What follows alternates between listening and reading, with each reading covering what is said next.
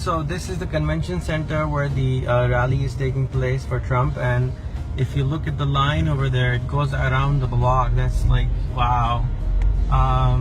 There's our people, and it's raining, and people are standing in line just to attend his convention. It's 2 o'clock right now, and it starts at 4, and people are already gathering outside just to be, you know, in it, and it's raining. This is phenomenal, and it shows that how much people, you know, are wanting some change finally and elect somebody like even Trump. I talked to my barber this morning, and he was saying that he was going to probably vote for Trump because he said that the other persons in the competition are not good enough. Like, for example, he would not want to vote for Hillary or so he felt that he has to vote for Trump, that he does not have a choice. So Trump is engaging people a lot, doing amazing marketing, and I would strongly recommend everyone to engage with the followers of Trump and have a conversation with them and ask them, you know, what's going on, and share your fears with them. That's why I'm going to the rally, to meet some people who are supporters of Trump and seeing what is exactly that people are wanting through him. People are definitely scared. They want better jobs, they want better money. They are feeling that this guy can help them out. So what do you think? Right on this post, South 6th Street. Let us know what you think, and let's have a conversation.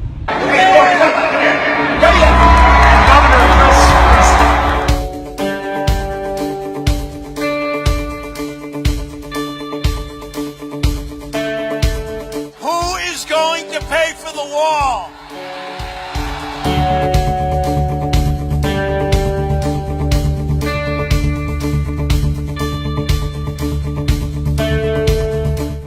Hi everyone, I went to the Trump rally yesterday, and it was a very interesting event for me.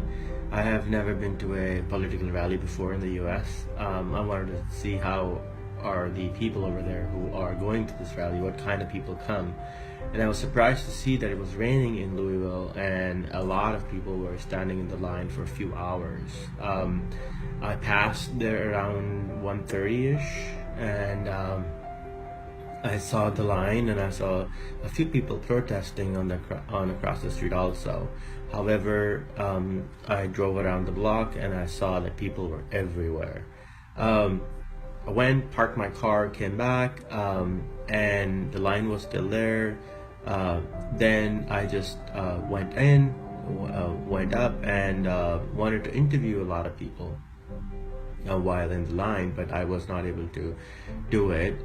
But I ran across a gentleman from the local Louisville public radio service, and he asked me if we could talk together with other people, because as a journalist he does not want to ask questions.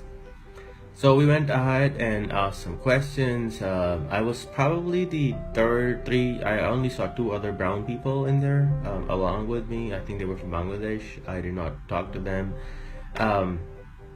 The atmosphere in general was interesting. I bumped into a gentleman who had ran for governor 2 times, and I also talked to his grandson, and I also bumped into another couple who was also VIP. I couldn't get their names, but they were also saying that they're just evaluating how is it going to be.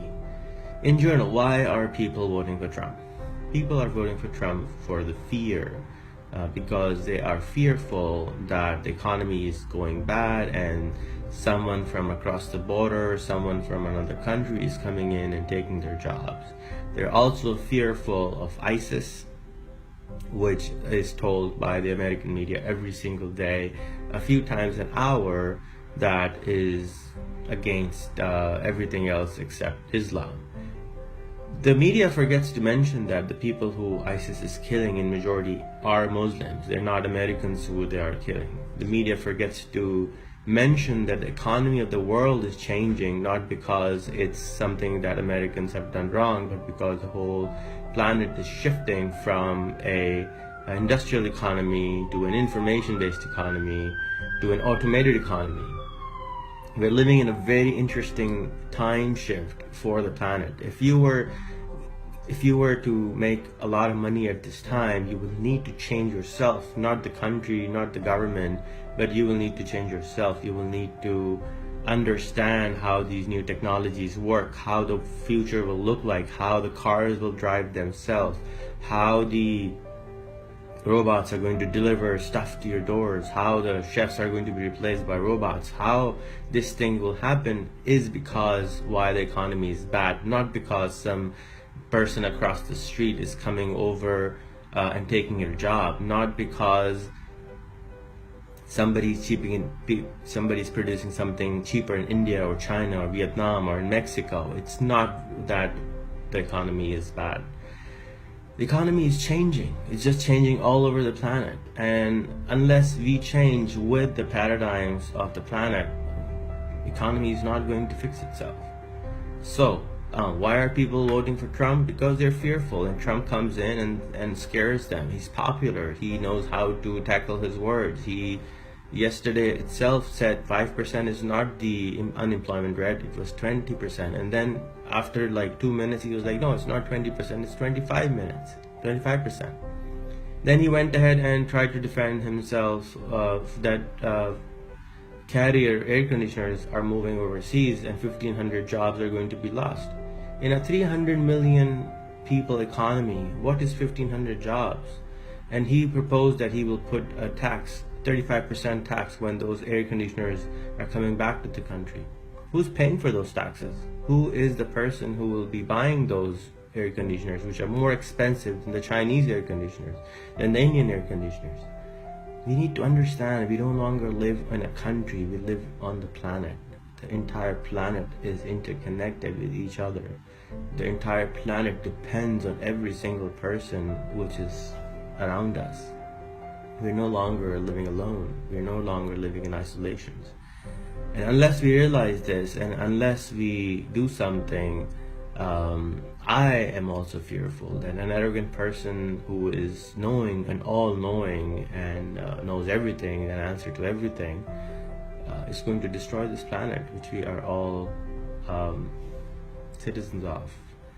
And I hope I'm not a citizen of this country, but I hope that the people who are citizens of this country will go ahead and investigate and select a president, because the president of this country is no longer the president of this country. Whatever happens in the United States impacts the whole planet, and it will, if Trump comes in and does what he's saying and becomes all arrogant as a president and shows finger to everyone, I don't know what kind of planet we will have in 20 years. Reminds me kind of Back to the Future Part 3, where this guy knows all-knowing and knows and collects all the money, and he is very, very rich. However, everybody around him is very poor, and because everybody around him is poor, there is no peace. So if you want to build a border across Mexico, it does not mean you will be safe. It only means that people will become more creative in coming into the US. People in America are amazing people. They are very giving. They have given the world a lot of innovations. And then now in this new world, we can also give more to the world by opening our hearts, opening our knowledge base even more, and extending our heart and spending the $1 trillion on arms, which we do instead of arms, and educating the planet and showing the planet what it can do collectively rather than independently, because we're all citizens of the planet now. We're no longer, the borders are non-existing on the internet, and we can have a better world together rather than alone. Thank you all for listening to this. I hope you enjoyed it, and I hope you will share it, and I hope you will not go ahead and make a mistake of voting based on fear, but based on competence. So far, the only humble guy I see is Bernie Sanders. And if I was able to vote, I would go and vote for him. I think he's humble, I think he is honest, I think he's graceful. If I had a vote, I would go and vote for him. So, peace. That are politically correct and things that hurt the economy and business, that I think that it's important to look at somebody that has been successful in the business world and can maybe do things different that career politicians haven't been able to do. What has he said so far that's really resonated with you? Well, I think more than anything, it's that he speaks to, it's maybe not so scripted, and that sometimes that has gotten him in trouble a lot of ways. But people feel that he's just speaking honestly, and that causes, some weird sound bites and everything. But I think that he is a businessman and he runs a company, and so he's put successful people around him in his business world. And really, I think that's what politics is about, is finding the best people and putting them around him. And I think that he can do that.